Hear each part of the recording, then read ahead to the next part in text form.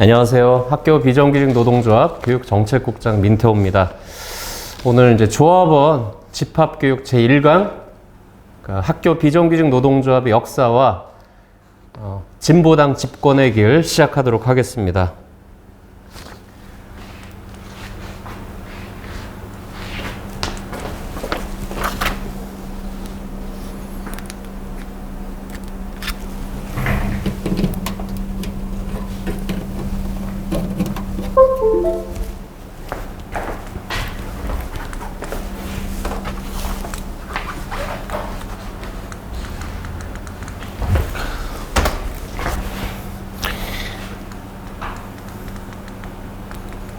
이게 전지가 없나 봐. 안 돼. 안 돼. 네, 조합원 여러분 안녕하십니까? 2022년 겨울 조합원 집체교육 1강입니다. 저는 학교 비정규직 노조 투쟁 역사와 진보당 집권의 길을 교육하게 된 교육정책국장 민태호입니다. 반갑습니다.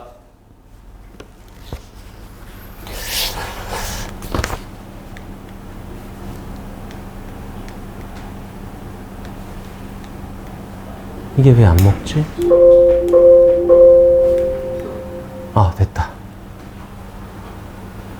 학교 비정규직 노동조합의 역사는 그게 되겠어? 안 돼.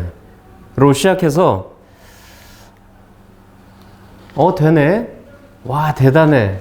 로 항상 결론이 나는, 그러니까 이게 반복이 되는 역사였다라고 볼 수 있습니다. 우리 이제 노동조합 처음 만들 때 학교 찾아가서 이제 노동조합 가입하자, 처우 개선하자, 비정규직 차별을 해소해야 되지 않냐라고 했을 때 맞는 말이고 좋은 말인데 그거 안 돼. 내가 전해련도 해봤고 여성노조도 해봤는데 잘 안 돼. 라고 하면서 노조 가입이 정말 힘들었었거든요. 근데 지금 어떻게 됐어요? 우리가 임금도 오르고 고용 안정도 더 강한 장치들을 만들어 왔습니다. 그래서 우리도 되네, 와 대단해 라는 표현을 하지만 사실은 우리 말고 우리 밖에 있는 분들이 더 학교 비정규직 노동조합의 투쟁 역사에 대해서 정말 훌륭하다, 대단하다 이런 말씀들을 많이 하십니다. 그래서 우리 노동조합의 역사를 한 문장으로 정리하면 우리가 가면 길이 된다로 정리할 수 있습니다.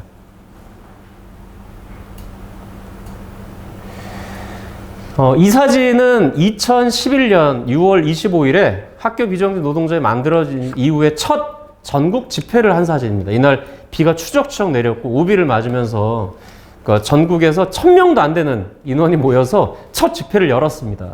이때만 하더라도 고작 전국의 조합원들이 한 5천여 명 수준밖에 안 되던 때였어요. 그래서 우리가 들고 있는 피켓을 한번 보시겠어요? 교육감 직접 고용.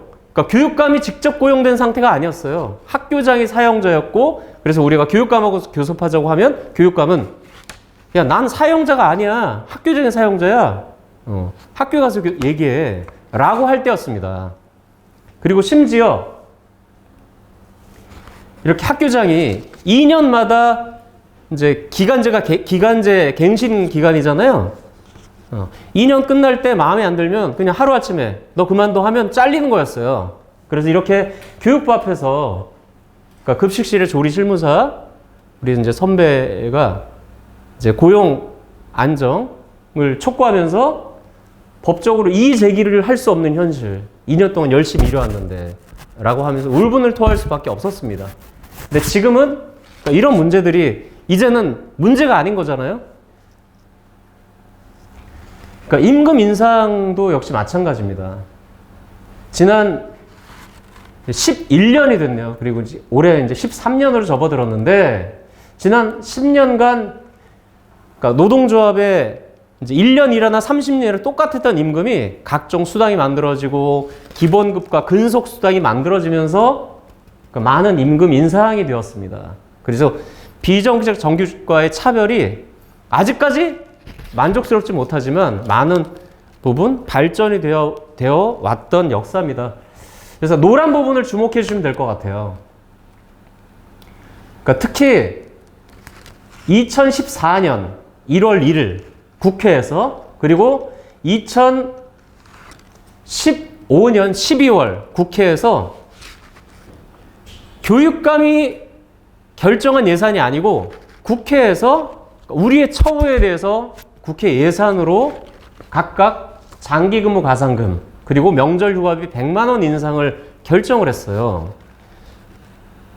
그러니까 왜 국회에서 비정규직 처우 개선에 대해서 그것도 학교에 있는 비정규직 처우 개선에 대해 예산으로 결정을 했을까요? 그거는 우리가 투쟁했으니까 처우 개선이 된 겁니다. 그리고 심지어 2019년은 이때가 학교 이제 여성 비정규직 백인 삭발로 한 2달 동안 TV와 언론에서 떠들썩하게 비정규직 차별에 대해서 보도를 했던 해거든요. 그러니까 청와대 앞에서 100명이 삭발을 했는데, 그러니까 이때 청와대에서 결국 공무직의 합리적인 임금 체계, 처우 개선을 논의하는 공무직위원회를 설치하겠다.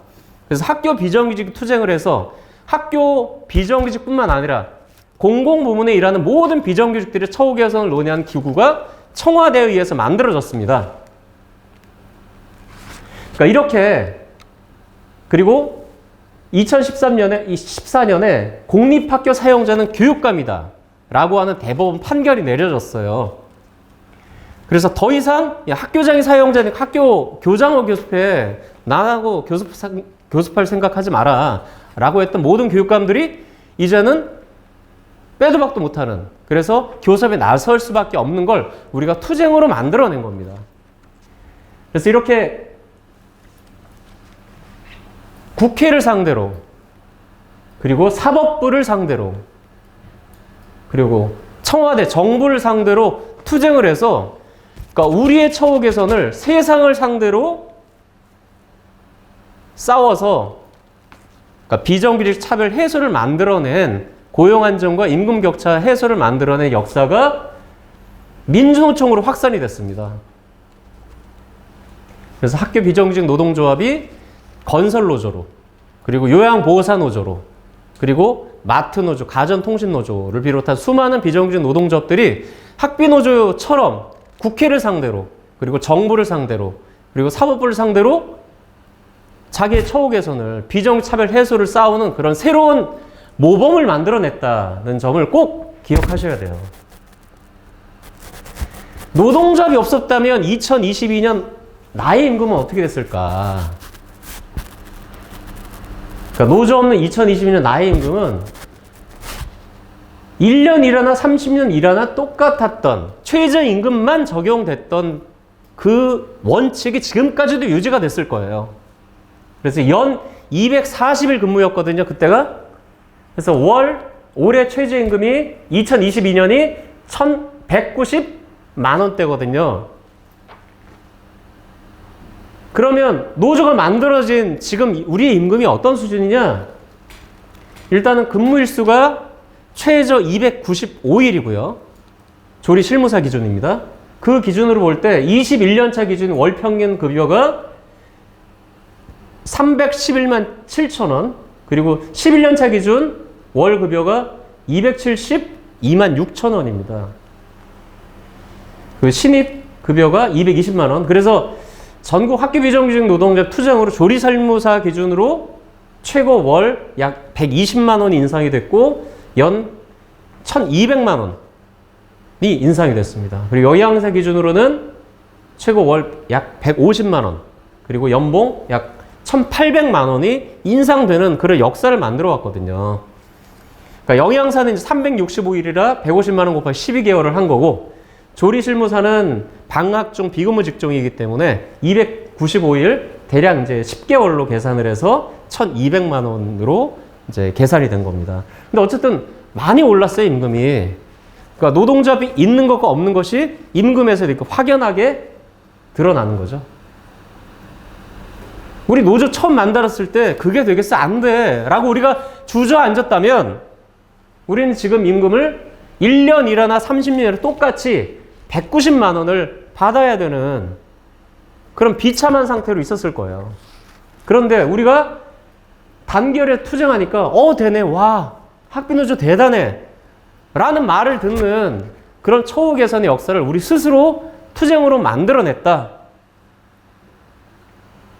그래서 우리가 가면 길이 된다. 라는 것이 우리 학비 노조의 역사다라는 점을 말씀을 드리겠습니다. 근데 우리가 여기서 꼭 짚고 넘어가야 될 게, 그러니까 노동조합에 대해서 그리고 임금 인상에 대해서 요즘 언론들이 너무 부정적인 뉴스들을 많이 쏟아내고 대통령과 그리고 정부 여당이 계속 공격을 하고 있어요. 근데 이건 완전히 시대착오적인 발상이 아닐 수 없다.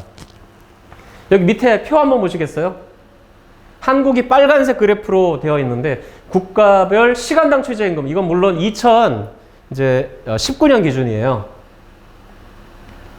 근데 주요 국가들 호주와 프랑스, 독일, 영국, 그러니까 유럽 나라들은 최저임금이 더 높아요. 그럼 이 나라들은 물가 폭등 때문에 나라가 망했어야 되네요. 근데 전혀 그렇지 않잖아요. 물가 폭등의 주범은 어디예요? 재벌들의 주가 조작, 그리고 부동산 재벌들의 부동산 투기, 이런 거에 의해서 물가가 폭등하는 거거든요. 그리고 서민들이 살기 어려워지고, 바로 그런 것들을 잡아야 우리한테 이익이 되는 거지, 국가 경제 이익이 되는 거지, 노동조합을 때려잡으려고 하고 임금을 억제하려고 하는 거는 결국 나라가 망하는 길이다. 이거 보세요. 그러니까 OECD, 그러니까 주로 선진국 대열에 들어선 주요 국가의 노조 조직률과 단체 협약 적용률입니다. 그러니까 노조 조직률이 가장 높은 나라가 핀란드, 스웨덴, 노르웨이, 그러니까 이런 데는 과반수 이상이 조직되어 있는데 거의 대부분이 단체 협약이 80~90%가 적용이 되죠. 근데 프랑스는 노조 조직률이 11%밖에 안 되지만 단체 협약 적용률은 98%예요. 한국은 거의 노조 조직률과 단체별 적용률의 차이가 없습니다. 그래서 우리도 공립학교, 그러니까 사용자인 교육과목 교섭을 하면 그게 사립에는 적용이 안 되거든요. 그럼 상식으로는 사립도 당연히 국가 재원으로 운영이 되는 학교니까 이제 우리가 단협을 체결하면, 임금 협약을 체결하면 똑같이 적용되어야 되는데 사립학교는 그러니까 늘 늦어요. 아니면 적용이 미적용되거나. 근데 선진국가들은 노조 조직률도 높지만 단체 협약 적용률이 높다. 그래서 노조와 임금 수준이 곧 국가 수준을 결정한다라고 하는 게 이런 통계로 나와 있습니다. 그럼 어떻게 해야 돼요? 노동조합을 많이 만들고 임금을 일한 대가를 정당하게 보상하는 게 선진국으로 가는 지름길이다라고 하는 게 전 세계 추세라는 겁니다. 그래서 우리가 노조를 더 키우고 임금을 인상하는 요구는 우리만을 위한 위익이 아니라 국가를 위한, 나라를 위한 일이다라는 거고요. 좋은 일자리가 곧 국가 발전이에요. 임금을 올리면 물가가 올라간다? 거짓말이에요. 그러니까 물가 폭등은 재벌들의 주가 조작, 부동산 투기가 주범이잖아요. 노조가 많아지면 나라가 망한다? 거짓말입니다. 방금 보셨잖아요. 진실은 노동조합이 크면 클수록, 단체 협약이 더 많이 적용되면 될수록 임금이 많이 오를수록 선진복지국가라고 하는 것이 전 세계 경제에 의해서 증명이 됐다. 자, 좋은 일자리를 만들기 위해서 열심히 투쟁해야 됩니다. 전국이 단체협약 개선 현황인데요. 조합원 교육시간 병가, 방중 비근무 근무일수, 365 직종, 돌봄 8시간, 운동부 지도자, 그리고 이제 강사 직종, 당직과 청소까지 이제 많은 처우 개선들이 만들어지고 있어요. 우리는 이제 단체 협약을 시작을 했는데, 단체 협약이 이제 먼저 끝난 지역들은 상당한 성과들을 만들어내고 있습니다. 가장 주목할 때가 바로 인천입니다. 인천은 병가, 육아휴직을 비롯한 복무 관련된 것들이 인천의 공무원과 동일하게 적용되는 협약을 체결했고, 그래서 더 이상 이 부분에 대해서는 교섭으로 요구하지 않아도 돼요. 공무원하고 동일하니까. 그리고 경남, 인천, 방중 비근무와 관련돼서 365일로 가고 있습니다. 경남, 전남, 인천. 그래서 학교 이제 더 이상 방학 때 월급을 안 받는 이제 그런 직종들이 사라지는 시대로 접어들고 있다. 그리고 자율연수. 교사들의 전유물이었어요.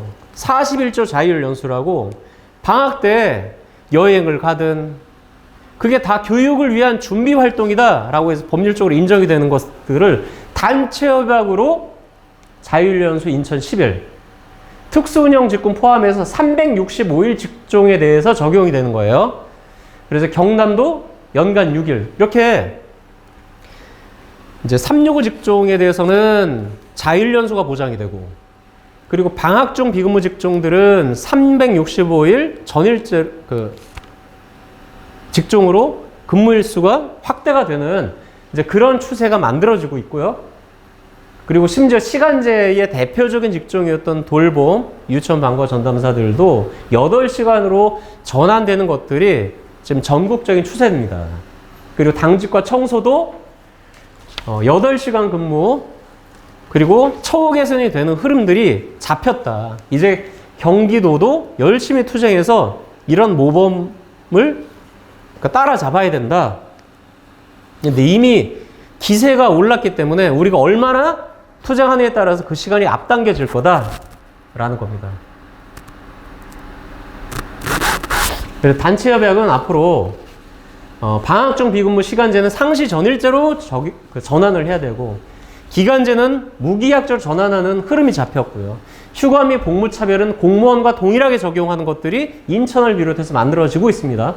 그리고 노동안전건강권, 인력 확충과 배치 기준을 획기적으로 계산을 해서 학부모 학생들은 수업도 중요하지만 교육복지에 대해서 더 많은 관심을 가지고 있습니다. 그래서 이제 교육의 양질을 획기적으로 개선을 하는 건 다른 게 아니라 노동자들의 인력을 늘리고 그리고 처우 개선을 해야 아이들도 행복하다. 그리고 각종 휴가를 충분히 보장하는 방향. 그래서 학습 휴가와 자율연수를 신설 확대하는 방향으로 단체협약 요구를 하고 있고요. 그리고 민주적인 업무 분장을 통해서 소통과 협력의 교육 문화를 조성하는 걸 그냥 허울뿐인 문구가 아니라 실질적으로 정착이 될 수 있도록 만들어가는 요구를 하고 있고 직무 연수를 통해서 우리 교육공무직, 학교 비정규직 전문성을 강화하는 것을 단체협약 개선 방향으로 요구안을 던지고 교섭을 하고 있습니다. 그러니까 이런 우리 승리 역사를 만든 힘은 바로 4가지로 정리할 수 있습니다. 첫 번째는 절박한 여성 비정규직. 그러니까 여성으로서의 차별, 그리고 비정규직으로서의 차별, 이런 2중, 3중의 차별들이 우리 특히 40, 50대 여성분들의 절박함들을 만들어냈고 이런 원동력이 오늘의 학교 비정규직 노동조합의 역사를 만들었다. 그리고 두 번째가 간부들의 헌신과 실력입니다. 아까 2019년 백인 삭발도 말씀을 드렸지만 여성 입장에 삭발한다는 게 얼마나 어렵고 힘든 일이에요. 그리고 2017년에는 추석 연휴가 10일이었습니다. 그 10일을 반납하고 근속수당을 만들기 위해서 서울교육청 앞에서 단식과 삭발을 한 상태에서 농성을 했어요. 그렇게 헌신적으로 던지니까 그렇게 승승장구하는 그런 기획과 투쟁 결과들을 얻어냈고요. 우리들은 너무 당연한 것처럼 지금은 생각들을 하지만 다른 이제 노동조합들은 정말로 부러워하고 학비가 너무 훌륭하고 대단하다고 이야기들을 하고 있거든요. 높은 일치성. 학비노조가 모이면 민주노총 집회에 거의 절반 가까이를 차지합니다. 그럴 정도로 일치성이 높고 그리고 다른 노동조합들은 노동자에 무슨 정치를 해. 근데 우리는 교육감이 사용자잖아요. 선거에 의해서 사용자를 뽑잖아요. 그리고 우리 예산을 결정하는 시도의원들 선거에서 뽑잖아요. 그리고 아까 임금 인상 어떻게 됐어요? 국회에서 예산을 결정했습니다. 그 국회의원 선거에 우리가 정치 그냥 노조에서 신경 쓰지 말아야 돼 이래야 돼요? 아니잖아요. 그래서 늘 총선, 지방선거, 교육감 선거에 적극적으로 우리 후보를 내면서 선거운동을 했고 학교 비정규직 노동조합이 민주노총의 노동자 정치 세력화라고 하는 이제 목표에 가장 앞장서서 실천하는 노동조합입니다. 이런 높은 일치성이 오늘의 학비 노조를 만들었다. 그리고 네 번째가 사회 여론의 지지입니다. 그러니까 매년 정기적으로 수많은 언론사들이 1,000명, 3,000명 국민들을 대상으로 정기적인 여론조사를 하는데요. 빈부격차가 심각하다라고 하는 여론조사의 결과가 점점 퍼센테이지가 올라가고 있습니다. 그래서 뭐 거의 100%에 가까운 국민들이 빈부격차 심각하다. 그 해결 원인으로 국민들이 진단하는 것 중에 주요 설문 결과가 바로 비정규직 차별을 철폐해야 된다라고 하는 게 국민들의 여론입니다. 이런 여론이 기반이 되어 있기 때문에 우리 투쟁들이 지지를 받으면서 파업하고 집회를 할 수 있는 배경이고, 이런 힘들에 의해서 처우 개선이 만들어지고 있다는 거 잊지 말아야 되고요. 그래서 이런 승승장구를 이루어내는 가운데에서도 아쉬운 것들이 있습니다. 근데 우리한테 너무 소중한 게 있어요. 바로 학생들이 우리의 파업을 지지한다는 사실이에요. 우리가 파업할 때 학생들이 이렇게 인증샷을 찍어서 특히 특성화고 고등학생들이 적극적으로 파업을 지지하는 이런 활동들을 하거든요. 그래서 우리 아이들에게 비정규직 없는 세상을 물려줘야 할 우리의 결심을 더더욱 열심히 투쟁해서 앞당겨야겠죠? 경기도교육청 2023년 예산이 무려 22조 원입니다. 근데 지금 교섭에서 사측이 내는 안이 형편이 없어요. 게다가 2018, 2019, 2020 예산이 1년 단위로 조로 뛰고 있습니다. 맨 밑에 합계란을 보시면 이게 2조 2,300억입니다. 2019년에 3조 3,500억이 남았어요. 2020년 말에 4조 원이 넘어섰습니다. 그러니까 어떻게 돼요? 아니, 교육복지를 위해 쓰라고 그렇게 학부모들이 요구하고 우리가 처우 개선을 요구를 해도 비정규직에 쓸 돈은 없다. 비정규직 임금 인상이 너무 가파르다라고 하면서 임금을 억제하려고 해요. 그래서 돈이 이렇게 많이 남아도니까 어떤 결과가 나와요? 결국은 국회에서 대학 재정이 어려우니까 가져가야겠다라고 해서 1조 6천억 원을 대상 예산으로 넘겼습니다. 이런 바보 같은 일을 교육청이 지금 벌이고 있는 거예요.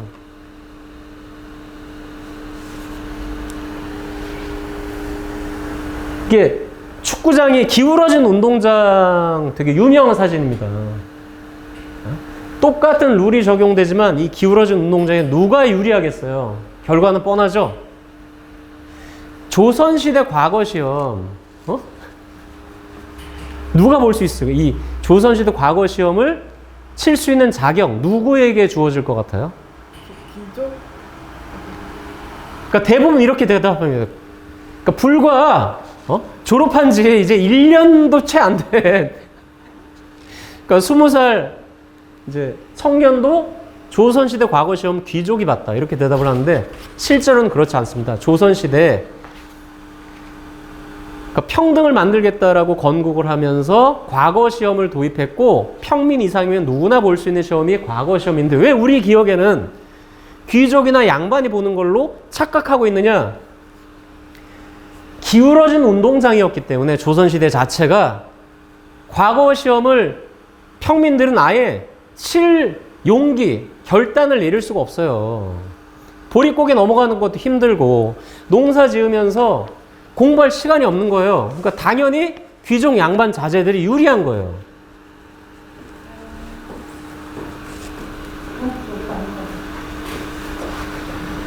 그러면 지금 정규직 시험, 공무원 시험은 어때요? 누구나 볼 수 있죠? 룰도 골대 하나씩, 선수 11명씩 있는 축구 룰처럼 공정하죠? 근데 결과는 어때요? 결과는 불공정합니다. 불평등합니다. 부모의 재력에 따라서 자녀의 시험 결과가 달라집니다. 운명이 달라져요. 그래서 우리가 비정차별철폐를 외치면 어떤 얘기들이 나와요? 숟가락 얹게 하지 마. 시험 치고 들어와. 무기계약도 엄청난 혜택이야. 그냥 비정규직 임금 받고 살아. 네가 스스로 선택한 거 아니야. 그럼 조선시대 노비나 평민들은 스스로 선택한 건가요? 신분제 사회로 접어들고 있습니다, 지금. 조선 봉건 사회로 회귀하고 있어요. 그래서 우리가 국회의원들이 교육공무집법, 정규직 전환법을 다 반대해요. 이런저런 이유로 못하겠다는 거예요. 민주당도 국민의힘도 아무도 안 하겠대. 그래서 10만 명의 국민 청원을 받아서 국회의 안건으로 직접 상정을 했습니다. 교육공무집법이 안건으로 올라갔어요. 논의를 안 해요. 잠자고 있습니다, 지금.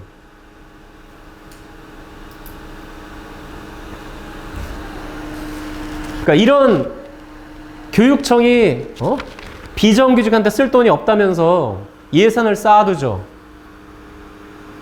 그리고 정부와 국회는 비정규직, 정규직 전환 법안을 안 하겠다고 하죠. 그러니까 가구 자산 격차가 계속 벌어지고 있습니다. 상하위 20%를 비교한 건데 대한민국, 그러니까 조선, 그러니까 우리나라 민족의 역사상 가장 최대의 자산 격차가 벌어지고 있습니다.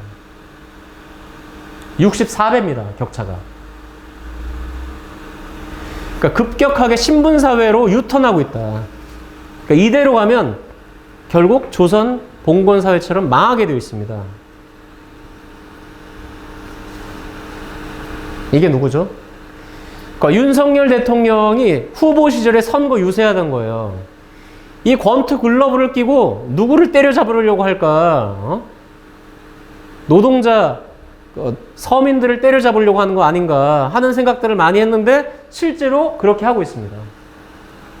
주휴수당을 폐지하겠다는 거예요.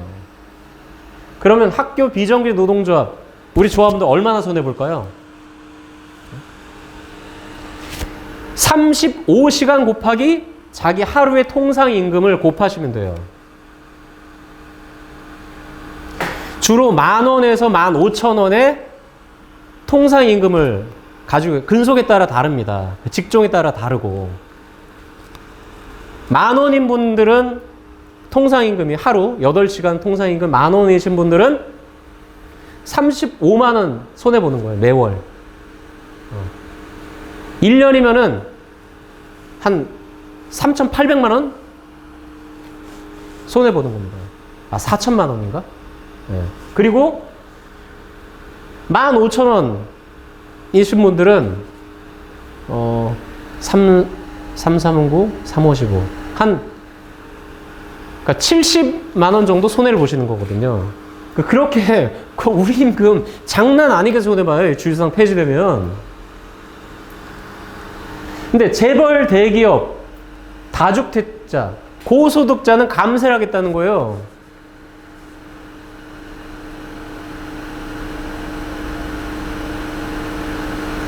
그리고 주 69시간으로 장시간 노동. 근데 계산을 해보니까 90시간까지 가능합니다. 지금 현재 수준의 우리 노동시간은 스웨덴으로 치면 1960년대 했던 수준이고요. 일본도 1990년대에는 끝났던 1900시간 이상을 일하거든요, 연간. 장시간 노동국가로 유명해요. 혹사당하면서 살고 있거든요. 게다가 공공부문 12,000명을 구조조정하겠다라고 하는 게 윤석열 대통령입니다. 그리고 돌봄과 교육은 민영화시키겠다. 모든 표적이 우리를 향하고 있어요. 그러니까 노동자 서민들을 때려잡겠다. 국힘당의 정체성은 뭐냐? 당당하게 있는 사람들 편을 듭니다. 확실해. 아싸랍니다. 근데 법인세 감세를 하면 과연 효과가 있냐? 이명박 시대 때 법인세 감세 엄청 많이 했는데 기업들이 투자를 안 해서 난리가 났었습니다. 그때 정부가 사정하고 세금 깎아줬는데 왜 투자 안 하냐? 기업들은 투자 요인이 없다, 투자 안 하겠다. 산업 유보금만 계속 올라갔어요. 그러니까 유럽의 권위 있는 경제지입니다. 법인세 인하가 성장에 미치는 평균 효과는 0이다.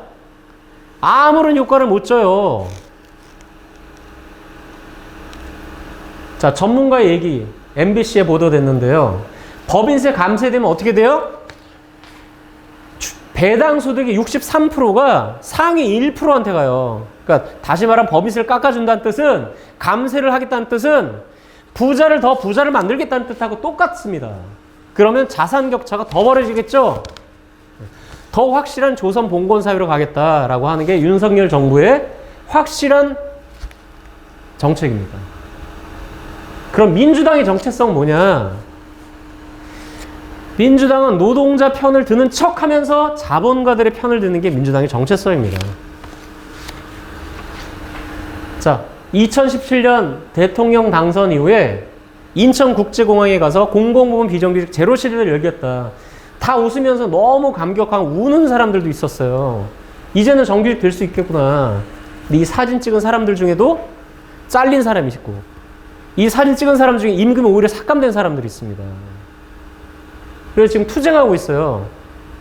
해고자 원직 복직 투쟁을.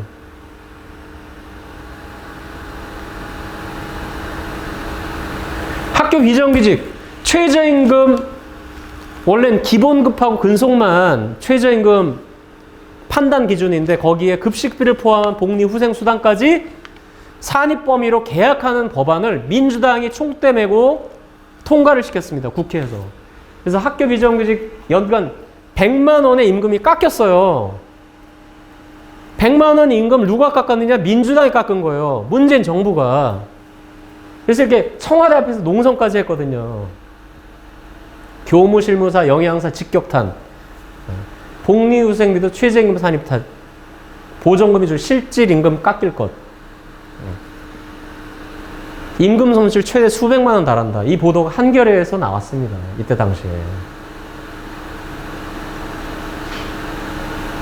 임금협약서 2017년 맺은 근속수당 1조 6항을 보면 최저임금이 시간당 10,000원 이상이 되는 연도에 근속수당 급간을 40,000원으로 정한다.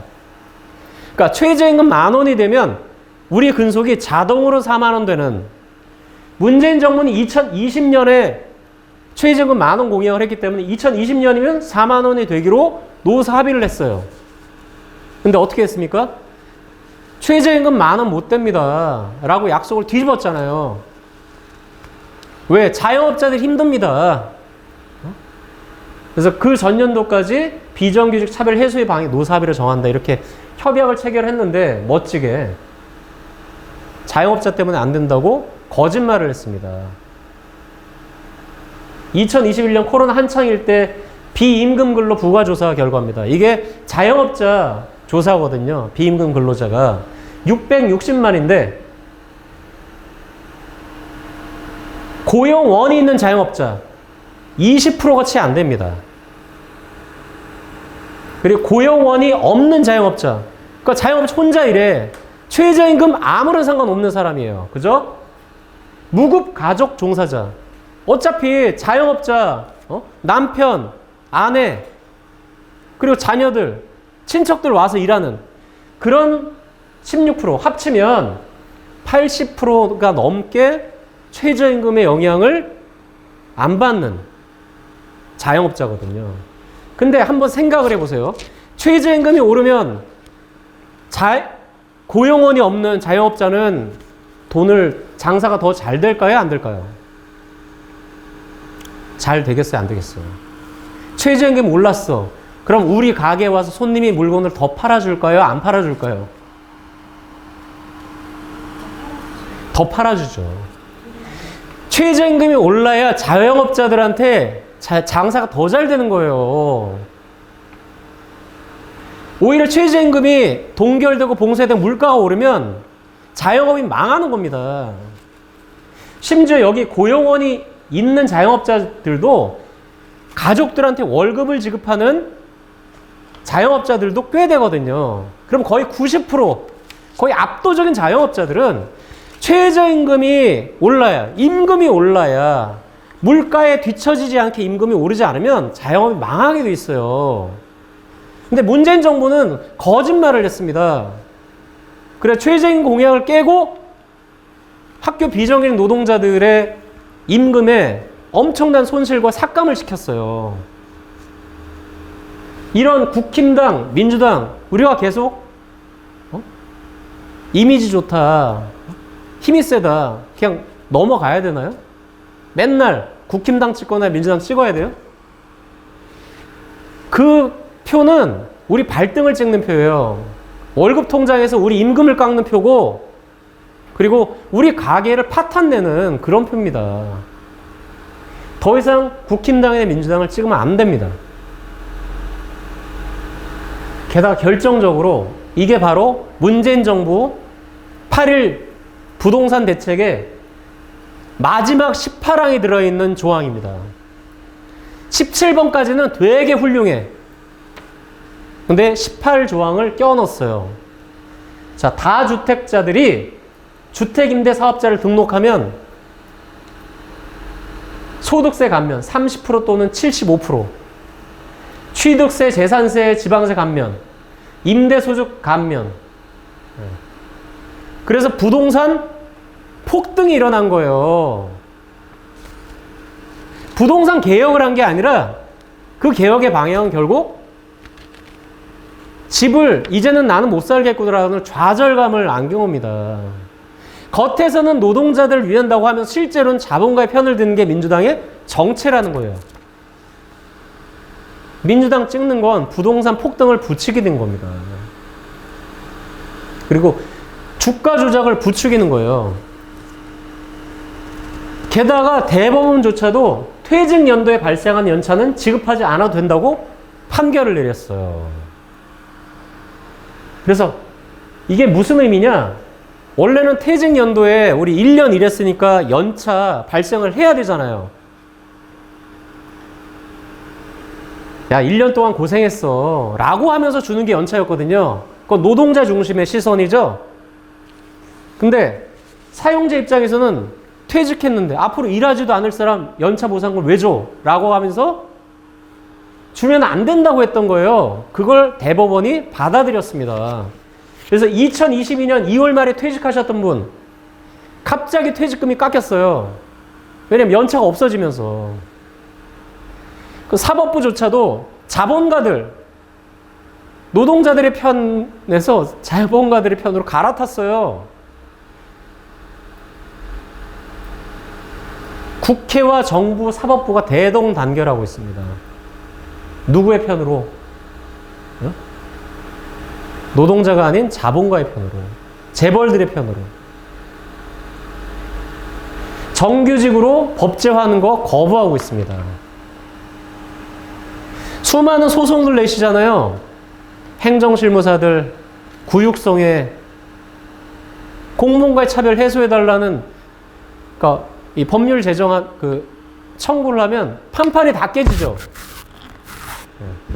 그러니까 사법부, 그리고 교육공무집법 제정하는 국회가 다 거부하고 있습니다. 그 정부는 말할 것도 없고. 그러니까 결국은 국회, 정부, 사법부가 대동단결해서 법제를 거부하고 있어요. 비정차별철폐를 반대하고 있습니다. 해외 투기자본, 재벌 특혜를 확대하고 있습니다. 해외 투기자본은 웬 말이냐? 우리나라 대기업은 다 해외 투기자본이 대주주예요. 그리고 국내 재벌들도 2대 주주, 3대 주주예요. 결국은 감세 정책으로 더 많은 자산을 있는 사람들을 다 몰아주겠다라고 대동단결하고 있습니다. 그리고 주휴수당을 비롯한 최저임금을 비롯한 임금을 삭감하겠다. 그리고 심지어 69시간을 넘어서 90시간 넘게 일하도록 장시간 노동을 시키겠다라고 하는 게 지금 대동단결이에요. 다 결국 국회에서 합의해서 통과된 겁니다. 그렇게 통과시키를 정부가 시키겠다는 거예요. 결국은 유전무죄, 무전유죄 신분사회를 만들겠다라고 하는 게 국회, 정부, 사법부의 민주주의 공화국에서 벌어지는 일입니다. 이게. 그러니까 우리가 아무리 임금을 올려도 국회에서 최저임금을 삭감하고 정부가 주휴수당을 없애면 말짱 도루묵이잖아요. 결국은 우리가 정치의 권력 주인이 돼야 돼요. 헌법에서만 주인이 아니라 실제 주인이 되어야 됩니다. 그러려면 우리가 정치를 해야 돼요. 노조 힘만으로는 역부족입니다. 이런 기울어진 운동장, 신문사의 거대한 장벽 어떻게 바꿀 것인가? 이 대답은 여기에도 나와 있습니다. 혼수 상태로 엄청 오랜 시간, 수년 동안 죽었는지 살았는지도 모르는 이건희 회장이 11년 동안 2020년 초 주주 배당금 4,747억 원. 1년 배당금입니다. 11년째 1위라는 기사가 나왔어요. 이때. 그러면 삼성 재벌들은 어떤 생각을 해요? 4,747억 원 썩어서 문드러져서 저승에 가져가지도 못하는데 이젠 그만해야지 이런 생각을 해요? 아닙니다. 5천억 원을 채우기 위해서 더 많은 해고, 그리고 비정규직 확대, 그리고 산재 처벌을 솜방망이 하는 그런 법률을 국회에 로비해서 통과를 시켜요. 그 피해가 고스란히 우리한테 돌아오잖아요. 사람답게 살기 위해서 투쟁하는 노동자와의 이 대결이 첨예합니다.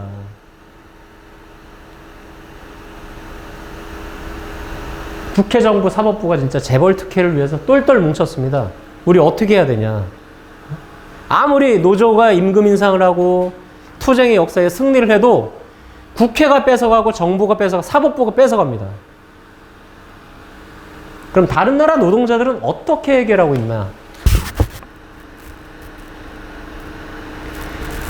그러니까 유럽, 소위 노동조합이 만든 진보 정당이 100년 전부터 집권하고 있습니다. 중남미는 30년 전부터 20년 전부터 노동조합이 중심이 된, 노동자가 중심이 된 진보 정당이 집권을 하고 있어요.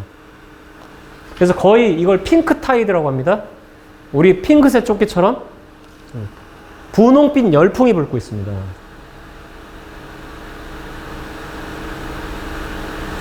그러니까 세계는 100년 전부터 노동자 진보 정당이 집권을 하고 있습니다.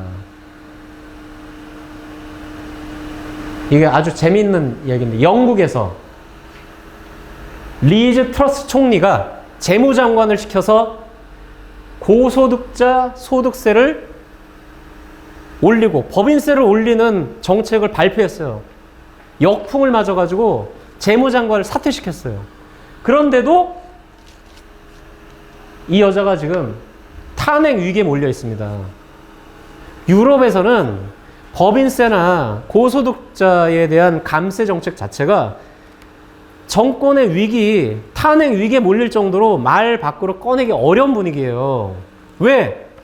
노동자 조직률이 높고 단체협약 적용률이 높고 진보정당, 노동자들의 진보정당이 힘이 있어서 그래요. 우파가 집권해도 노동자의 눈치를 봐야 됩니다, 유럽은.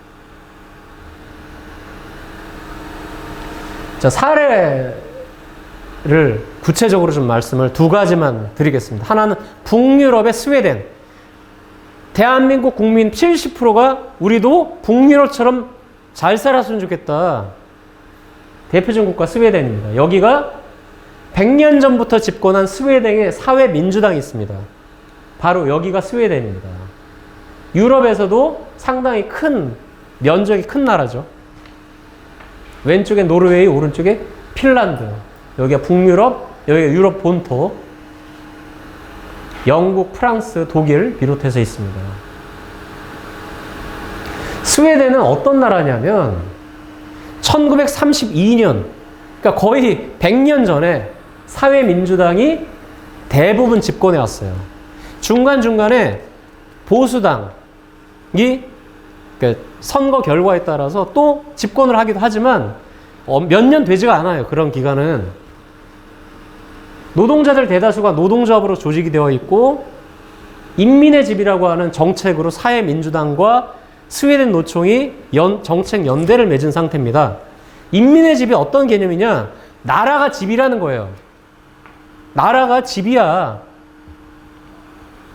대통령은 이 집에 호주인 거예요. 부족으로 치면 족장이야. 그러니까 부족에서 모든 부족원들이 다 한 사람 한 사람 다 챙기잖아요. 인민의 집이 그런 개념입니다. 스웨덴 국민 누구나 스웨덴 국가의 보호와 책임을 받는다는 게 인민의 집 개념입니다. 그래서 정책도 장난 아니에요. 연대임금 정책이라고. 여기는 교섭을 스웨덴 노총이에요. 그리고 금속은 금속 노조가, 서비스는 서비스 노조가 전체 결정을 다 합니다. 그래서 작은 구멍가게의 노동자도, 큰 대형마트의 노동자도 똑같이 임금 인상에 적용을 받아요. 그게 동일노동, 동일임금, 연대임금 정책이거든요. 그러니까 스웨덴은 이제 그렇게 국가가 운영되고 있고, 그래서 누구나 같은 업종에 좋은 사람 임금이 똑같습니다. 학교 급식실에서 임금이 100만 원 올랐다. 그러면 학교 앞에 식당의 노동자도 임금이 100만 원 오릅니다. 그게 스웨덴이에요. 스웨덴이 그럼 나라가 망합니까? 지금도 100년 동안 모든 전 세계 노동자를 선망하는 나라가 스웨덴 아닙니까? 공동결정법은 뭐냐? 인사조직 개편하는 거. 네.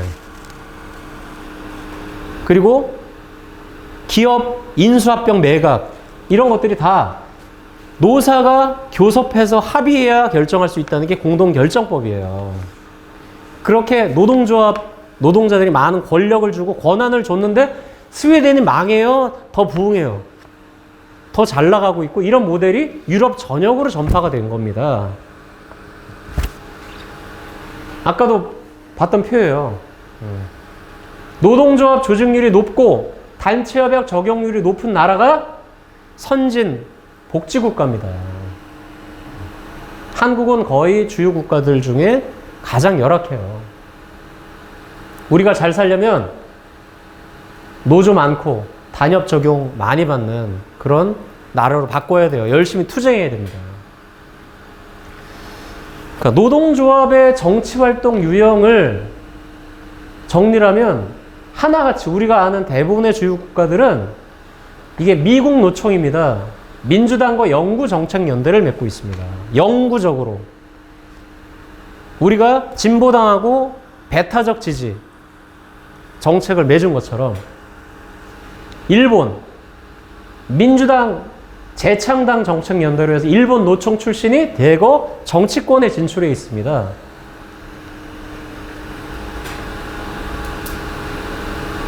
그리고 브라질 전국 금속노조 브라질 노총 위원장 출신이 대통령으로 3선째 당선이 됐어요.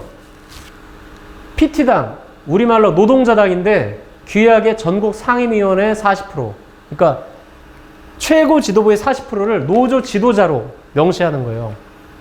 우리가 브라질처럼 되면 학비노조 위원장이 정부 집권 여당의 상임위원이 되는 겁니다. 영국도 영국 노동당 최고 집행기구의 노조 대표가 12명이 참여합니다. 독일 사회민주당 주요 정치인은 전통적으로 산별 노조 지도자가 겸직을 하고 있어요. 그러니까 노조 간부이면서 정당 정치를 한다니까요. 정치인으로 선거에 출마하고 활동을 해요. 그러니까 언론노조 위원장이 이런 것들을 겸직을 한 겁니다. 스웨덴 3인당과 스웨덴 노총 100년 동안 정치 연대를 하고 있고, 스웨덴 노총 위원장은 사회민주당의 상임위원직을 겸직합니다. 아예. 그러니까 노조 간부가 정치인을 겸직하는 거예요. 하나도 이상하게 생각하면 너무 자연스러워. 근데 우리는 노조가 정치하면 노조가 무슨 욕심이 있나 봐. 그거는 우리가 하는 이야기가 아니라, 그러니까 노동조합이 커지면 자기 주주배당금을 적게 받아야 하는 자본가들, 재벌들이 걱정이고, 우리가 정치권에 진출해서 솜방망이, 중대재해, 산재법을 기업살인처벌법으로 강화시키면 유럽처럼 결국은 기업에서 산재료에 더 많은 돈을 써야 되거든요. 주주배당금 줄어들어. 싫어. 이런 자본가들, 재벌들의 입에서 나오는 소리예요. 노조는 정치하면 안 돼. 순수하지 못해. 무슨 얘기예요? 전 세계가 다 하고 있는데. 자, 국내 사례를 한번 보면 민주노동당과 진보당 사례입니다. 민주노동당 다 아시죠? 무상의료, 무상교육으로 유명한 대한민국의 진보 정당이었습니다. 창원, 울산 노동자 이 대도시를 중심으로 해서 수도권에서도 전국적으로 비례의원과 지역구원을 배치를 했던 이 민주노동당이 처음 무상급식을 하겠다고 했을 때 저도 서명운동을 했었지만 지나가는 시민들이 서명을 하면서 그런 얘기를 했어요. 아, 이거 좋긴 한데 이게 되겠어요? 우리 노조 가입할 때랑 똑같아. 그게 되겠어? 근데 결국 무상급식이 얼마나 학생들한테 좋은 정책이에요. 전 세계적으로 자랑, 대한민국 국가 브랜드 정책이 됐습니다. 그래서 국힘당이든 민주당이건 그러니까 복지 공약을 내걸지 않으면 출마를 할 수 없는 그런 정치 환경을, 정치 혁명을 일으킨 게 민주노동당입니다. 그런데 안타깝게도 통합진보당이 13석 국회의원으로 당선이 되고 지지율이 10%대를 넘어가기 시작하니까 정부에서 박근혜 독재 정권이 결국은 해산시켰죠. 하지만 절박한 이 비정규직들이 다시 노동조합이 민주노총과 함께 진보당을 만들었습니다. 그래서 민주당과 통합진보당의 정신을 계승하기 위해서 국회의원은 한 명도 없지만 노력을 했고 이번 지방선거 때, 작년 지방선거 때 제3당으로 국힘당, 민주당 다음으로 제3당의 위치를 기록해서 21명의 당선자를 냈어요. 울산 동구청장을 비롯한. 심지어 오은미, 박형대 이런 분들은 전남에서 호남 지역에서 1대1로 민주당부터 다 이기신 분들이에요.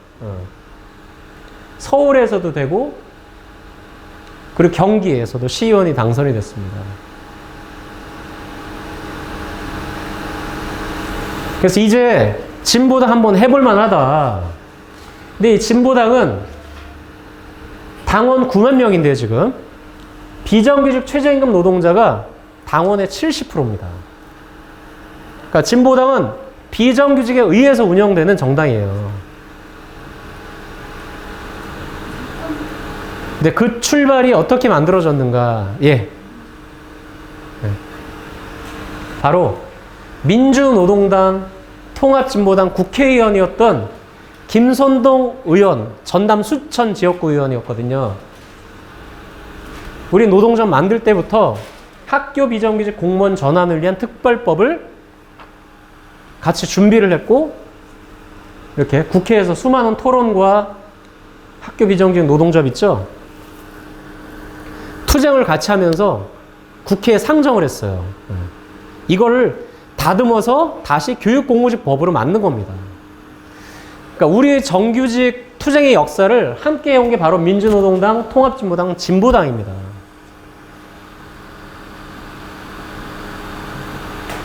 이 진보당은 지금도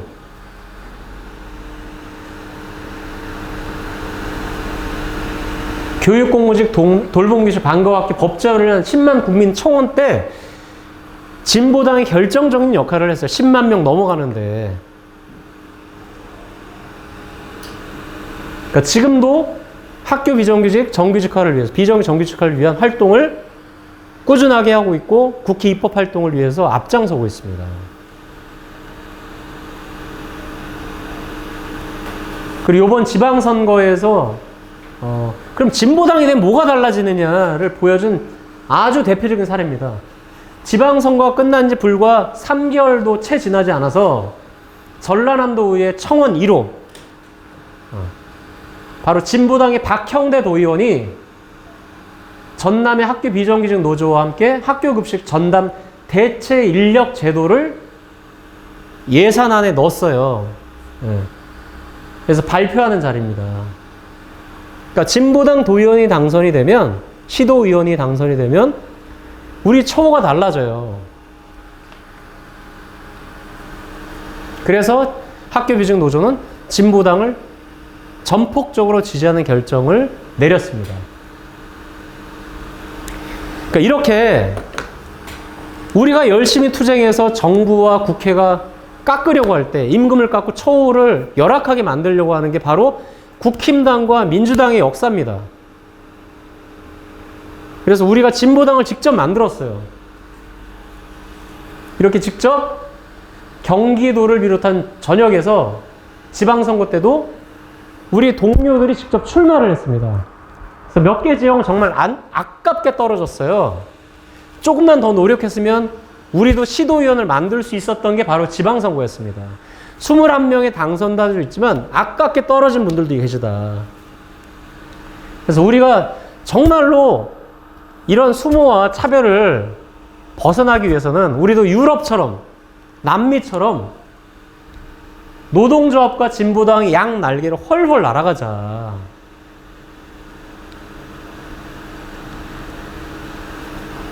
이게 뭐예요? 우리 학교 비정규직 노동조합의 10주년 기념 로고입니다. 비정규직 바로 위에 학교 비정규직 날개가 있죠? 전국 학교 비정규직 노동조합에서 비정규직이 작은 이유는 저 B자를, 저 날개를 달고 헐헐 날아가는 거예요. 그래서 우리가 정규직으로 돼서 우리 아이들에게는 비정규직 세상, 없는 세상을 만들자는 의미에서 마찬가지 이 날개, 왼쪽 날개는 노동조합이지만 오른쪽 날개는 진보당입니다. 그래야 우리가 비정차별을 철폐할 수 있어요. 그래야 학교 비정 노동자들이 국회로 가고, 그리고 이제 지방의회에 의원으로 진출할 수 있습니다. 유럽처럼, 남미처럼. 근데 그럴 수 있었던 힘은 바로 당원의 비율입니다. 그러니까 대한민국 5천만 중에 5%는 당원에 가입해야 돼요. 1%는 당원에 가입해야 돼요. 50만 명.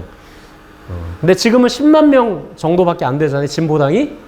근데 브라질 노동당, PT당 150만 명, 0.7%, 1%에 육박하는 당원을 금속노조, 브라질 노총 조합원들이 가입을 하고 있어요.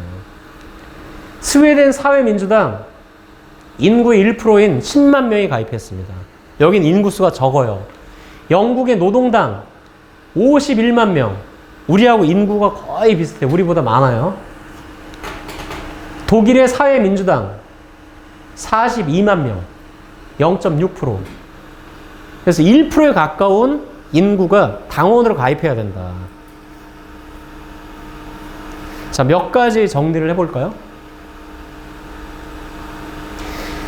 자, 이렇게 이제 집권을 하는 건 좋은데 또 떠오르는 의문. 그게 되겠어? 라는 그 의문이 떠오르지 않으세요? 인구 1% 대중정당 50만 명 당원 가입, 그게 과연 가능하냐? 어? 우리 학비노조 가입할 때도 마찬가지였어요. 우리 1만 명 조합 모집해가지고 세상 바꾸자고 했을 때 1만 명? 그게 가능해? 지금 6만 명입니다. 우리 조합원이. 인구 1%인 50만 명 당원을 학비노조 6만 조합원, 그리고 민주노총 110만 조합원이 앞장서서 가입을 한다면 어렵지 않습니다. 그럼 우리도 집권 여당으로 갈 수 있다는 거예요. 두 번째, 30% 노조 조직률. 노조 조직률 30% 달성과 함께 진정한 노동자 정치 세력화를 실현하자. 그러니까 노동자가 2천만이라고 하잖아요. 한 600만의 민주노총을 만들자는 거예요. 지금은 노조 조직률이 14% 정도 되거든요.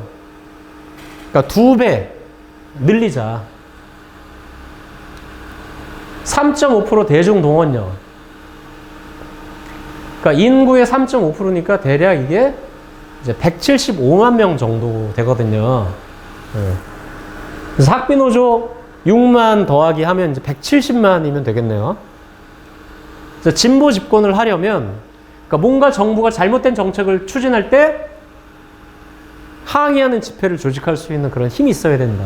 이게 다른 나라 사례예요. 유럽도 했고 중남미도 한 거 우리도 해보자는 겁니다.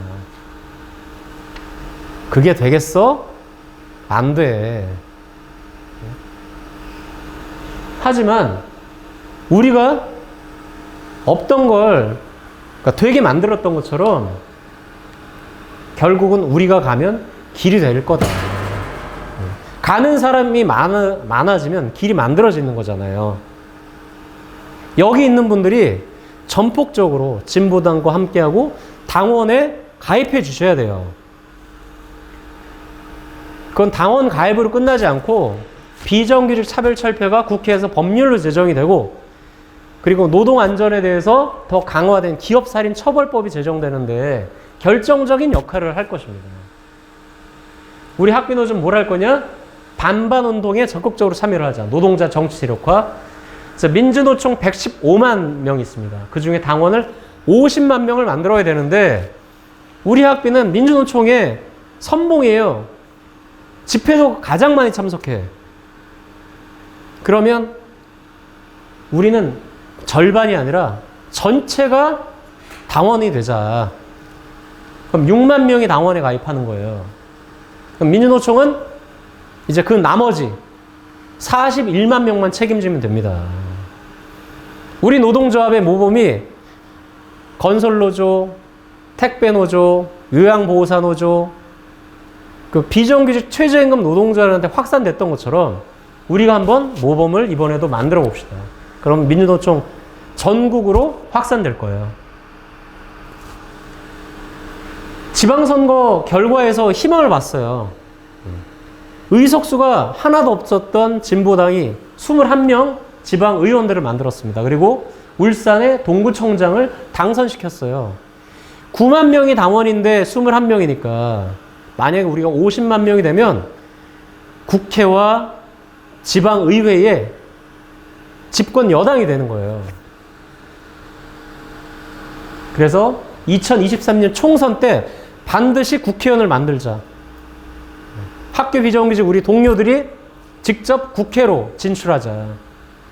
지역구에도 돌파하고 비례도 돌파해서 다시 이제 10명이 넘는 국회의원을 만들어 보자. 자, 마무리하겠습니다. 학교 비정규직 노동조합 역사가 뭐라고 했죠? 뭐라고 했죠? 여러 번 했잖아요. 그게 되겠어? 안 돼. 부터 시작하는 겁니다. 이 소리가 나오면 결국 마무리는 뭐로 돼요? 되네. 와, 대단해.